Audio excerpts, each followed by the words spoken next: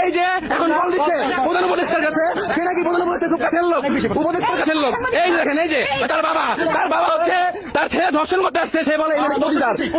এই দেখেন, এই দেখেন, দেখছেন, এই দেখেন, এই দেখেন, এই দেখেন, এই দেখেন, এই যে অবস্থা না।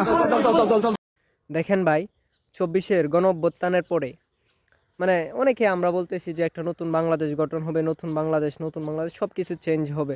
ভাই কিভাবে হবে? দেখেন, একটা জুলাই যোদ্ধা মানে তার অনেক অবদান ছিল। আর তার বিরুদ্ধে মানে সাংবাদিক একটা মামলা করছে। মূলত মামলা করার মূল উদ্দেশ্য ছিল ওই মেয়েটাকে, তার হয়তো ইন্টারেস্ট কোনো কিছু, হয়তো মেয়েটাকে চেয়েছিল সে। তারপরে মেয়েটা হয়তো বা তার বিরুদ্ধে একটা মামলা দায়ের করে, আর ওই মামলা দায়ের করার কারণে সে ওই মেয়েটাকে চাঁদাবাজ এর নামে 50 কোটি টাকার মামলা দিচ্ছে। আর ওই মেয়ে তখন মনে হয় প্রায় 7 দিনের মতো জেলে ছিল। আর এই জেলে থাকার পরে তারে 2 দিনের রিমান্ড দিছে। আর 2 দিনের রিমান্ড দিছে তদরূপ কোনো তদন্ত ছাড়া।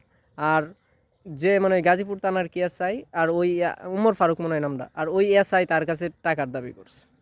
ভাই দেখেন, একটা সাংবাদিক যারা সত্যের একটা মানে জিনিস, একটা সত্যের একটা কোনো মানুষ অপকর্ম হলে সেটাকে মানুষের সামনে নিয়ে আসবে, সে জায়গায় সাংবাদিক দূষণ।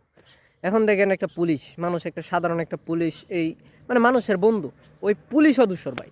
এখন ভাই যে বিচার শাস্তিয়া করছে কোনো রূপ প্রমাণ ছাড়া, যে বিচারক, তাকেও ভাই কি বলবেন? বাংলাদেশটা কোন জায়গায় নিরাপদ? এটা আপনারাই চিন্তা করে দেখেন।